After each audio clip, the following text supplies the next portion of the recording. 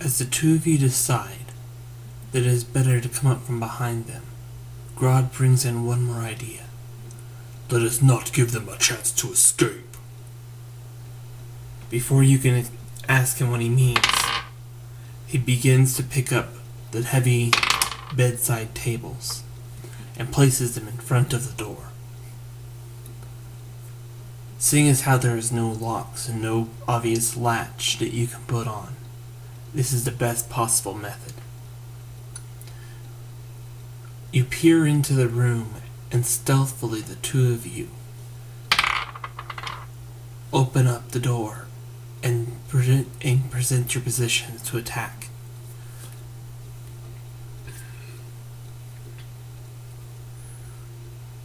Upon readying both of yourselves, Grodd begins the sneak attack, with a devastating, avalanching strike down onto the kobold that was closest to the secret door.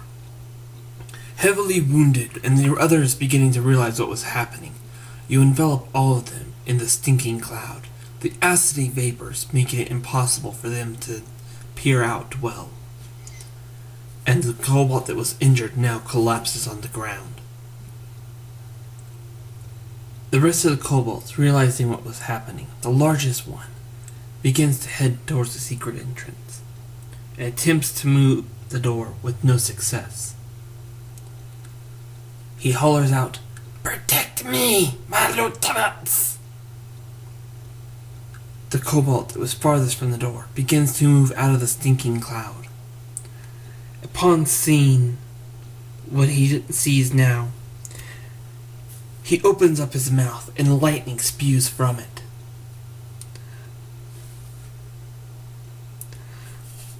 Grodd, appearing to dodge the lightning in midair, lands unaffected, and the kobold raises his hand and mutters a quick prayer, healing some of the wound that he has sustained already. You cannot believe your eyes. They are both arcane and divinely blessed.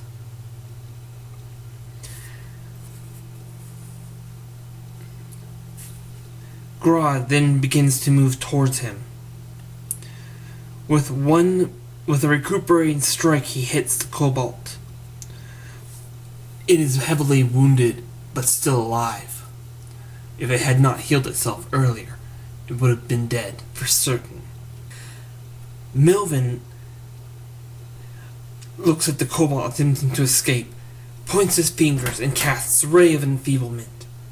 Hitting the kobold squarely in his chest, you can tell that he has become weakened. The kobold leader looks at his minions, seeing that the one that is still in the sinking cloud is trying to cling to dear life, and the one that is fighting him is losing the battle quickly. He redoubles his efforts, using something you cannot tell. He is attempting to push the door open, and then again, twice more, fails. The minion shifts backwards, and goes towards the wall, and then, with the booming of thunder, attempts to hit Grodd. The axe that has already been lodged in the ground has aided him from being slammed back towards the wall, and is unharmed. Grodd moves forward until he gets into range, attempts to recuperate strike against him again, but barely missing as the axe slides against the wall, gets angry, and you can see behind him the outline of a frosted wolf appearing in his eyes and on his back. Regaining his strike again, he redoubles his efforts and strikes again. The kobold, now frozen and shattering upon the ground. You decide to move in closer towards the leader, close enough that you can use color spray. The effect does not seem to have done its work, and you decide to go one step further and cast Magic Missile. As most of your spells have been beginning to be used up in this battle, you're down to more or less the basics. It hits him squarely, The Cobalt leader aims an orb of acid from his right palm and launches it towards you. It barely hits. You can feel the blood coming out of your cheek. Grodd turns around, heads towards the enemy, and begins to lash out at him with a devastating strike. Heavily bloody but still alive, he sneers back at you. "I'll have your hides," he says. Before he can do anything, though, you cast one more magic missile, hitting him square in the chest, and he collapses. The two of you, seeing as how all the enemies are now down, begin to take time to heal yourselves. You check the ones that are down.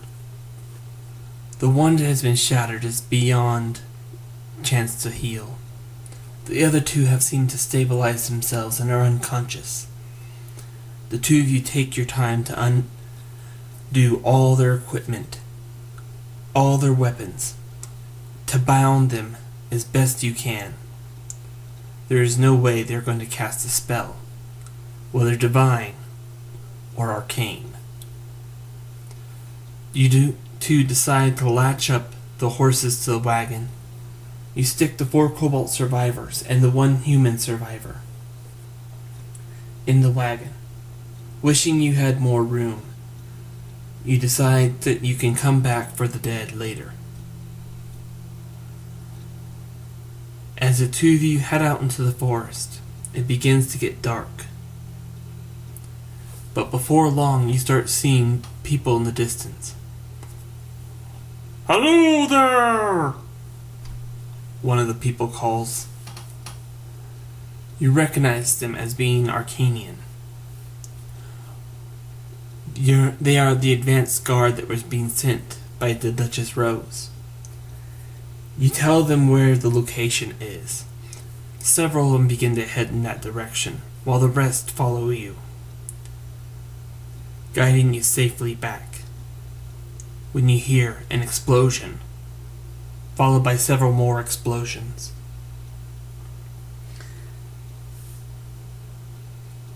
Uncertain of who could have been left there, for all that was left in the building was dead. You had a sinking feeling that something like this might have happened.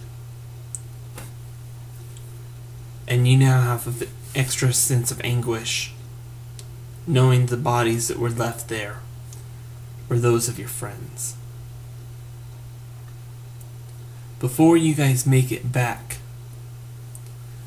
Grodd has a chance to interrogate one of the weaker kobolds, who admits that the human, not a half-orc, that was accompanying them, that was accompanying the woman, they had taken her and sent her to another location, for they believed that she could have some other uses.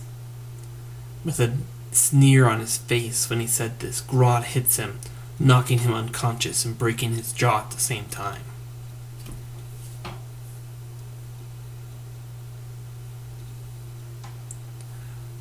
You begin to wonder just how deep this conspiracy goes.